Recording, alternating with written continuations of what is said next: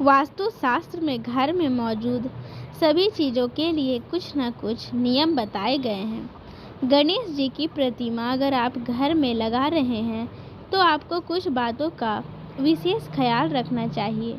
आइए जानते हैं गणेश जी की प्रतिमा घर में लगाने के लिए वास्तु शास्त्र के नियम।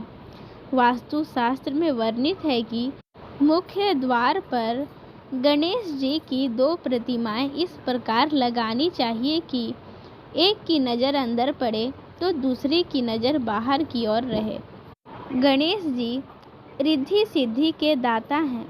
जहां गणेश जी के सम्मुख रिद्धि सिद्धि सभी कार्यों को शुभ में बदल देती है, वहीं उनकी पीठ के पीछे दरिद्रता निवास करती है।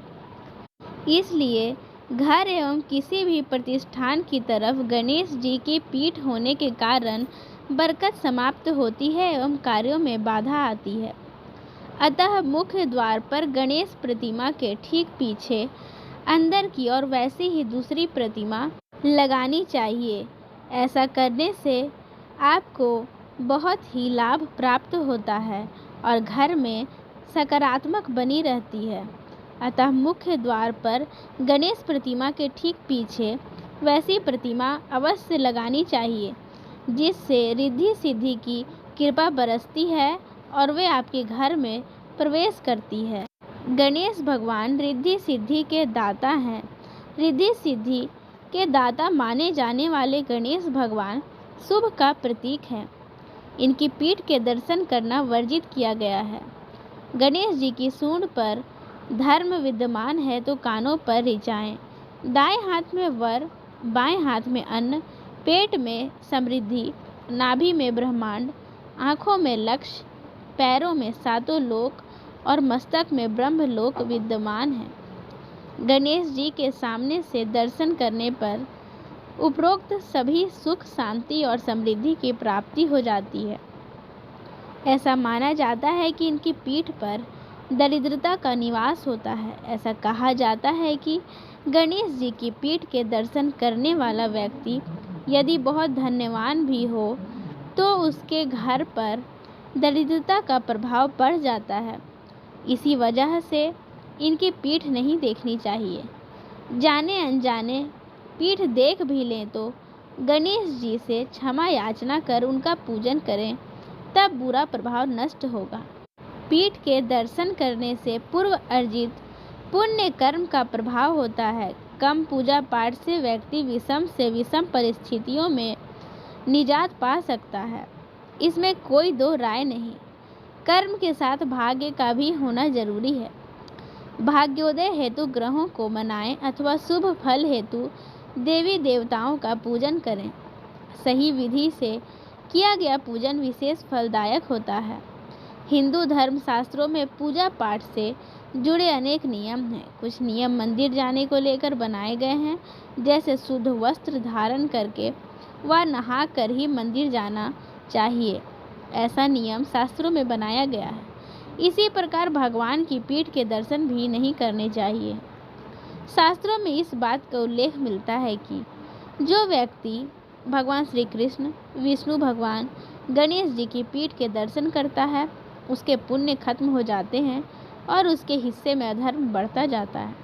इन्हीं कारणों से श्री गणेश जी, श्री कृष्ण जी, भगवान विष्णु जी की पीठ के दर्शन नहीं करने चाहिए।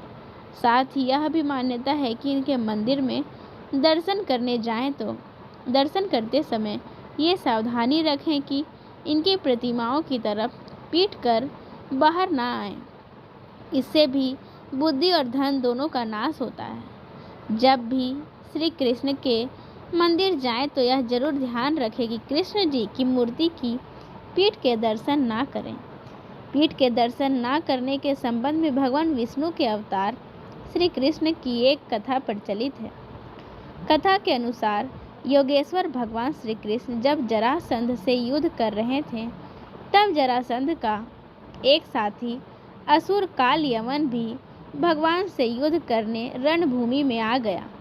जब काल यमन नामक असुर भगवान को ललकारने लगा तो भगवान श्री कृष्ण रणभूमि छोड़कर भागने लगे।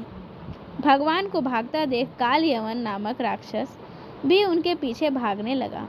योगेश्वर भगवान श्री कृष्ण जानते थे कि काल यवन नामक राक्षस के पूर्व जन्मों के काफ़ी पुण्य अभिशेष हैं और ईश्वरीय विधान के अनुसार जब तक किसी के पुण्य शेष हों उसका वध अथवा उसे परास्त नहीं किया जा सकता।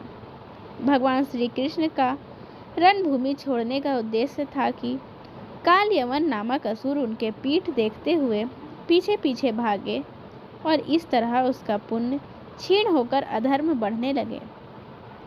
भगवान की पीठ पर अधर्म का वास होता है और जिसके दर्शन करने से पुण्यों का क्षय होता है। काल यवन के पुण्य का प्रभाव क्षीण होने लगा और उसके बाद सरलता से वह मारा गया।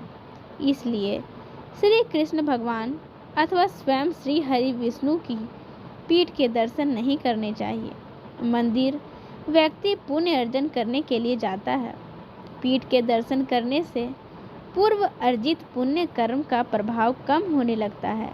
अतः देवी देवताओं के हमेशा मुख की ओर से दर्शन करना मंगलमय और कल्याणकारी होता है।